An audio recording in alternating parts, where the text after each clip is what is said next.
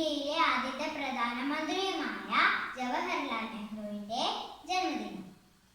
കുട്ടികൾ അദ്ദേഹത്തെ ചാച്ചാജി എന്നായിരുന്നു വിളിച്ചിരുന്നത്. കുട്ടികളുടെ വിദ്യാഭ്യാസത്തിനും ഉന്നമനത്തിനും വളരെയേറെ പ്രയത്നിച്ചിട്ടുള്ള ഒരു മഹത് വ്യക്തിത്വമാണ് അദ്ദേഹം.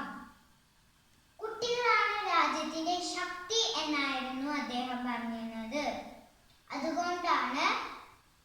അതുകൊണ്ടാണ് അദ്ദേഹത്തിന്റെ ജന്മദിനം നമ്മൾ ശിശുദിനമായി ആചരിക്കുന്നത്. കുട്ടികളാണ് രാജ്യത്തിന്റെ ഭാവി നിർണ്ണയിക്കുന്നത്. നമ്മൾ അവർക്ക് കൊടുക്കുന്ന സ്നേഹവും വിദ്യാഭ്യാസവും കരുതലുമെല്ലാം നല്ലൊരു രാജ്യത്തിന്റെ പുരോഗതിക്ക് സഹായിക്കുന്നു. ഇത്രയും പറഞ്ഞുകൊണ്ട് ഞാൻ എൻ്റെ വാക്കുകൾ നിർത്തുന്നു. നന്ദി, നമസ്കാരം.